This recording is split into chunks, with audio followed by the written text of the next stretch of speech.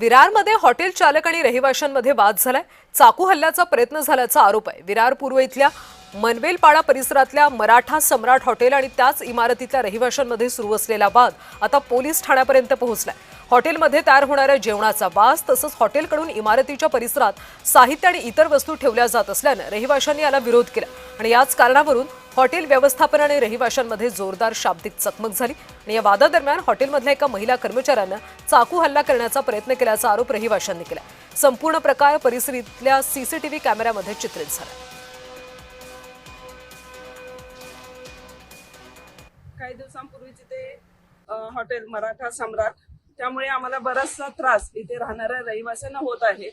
त्यांचं जेवण बनवण्यामुळे होणारा जो वास वगैरे जो आहे, जेंट्स लोक कसं सकाळी कामावरती निघून जातात, पण लहान मुलं, आम्ही लेडीज किंवा वृद्ध लोक आमच्या घरी असतात, त्यामुळे त्या वासाचा आरोग्यावरती आमच्या खूप त्रास होत आहे। तर याची कुठेतरी दखल घेतली पाहिजे। घरात धूर येतो हॉटेलचा, म्हणून आम्ही गेलो त्यांच्या डायरेक्ट। माझी मुलगी गेली होती, त्या मुलीने सांगितलं की आमच्या घरी धूर येते, खिडकी बंद करा। तर ते डायरेक्ट बोलायला लागले, तुम्ही ते घरात मॅडम जाऊ बेटा, आम्हाला काय सांगू नका।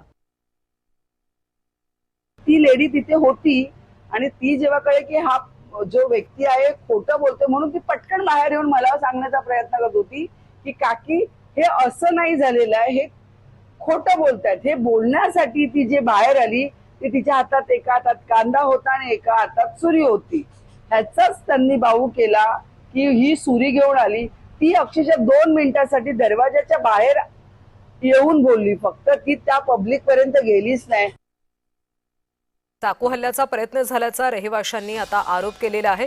विरारमध्ये हॉटेल चालक आणि रहिवाशांमध्ये वाद झालाय। हा वाद आता पोलीस ठाण्यापर्यंत पोहोचलाय।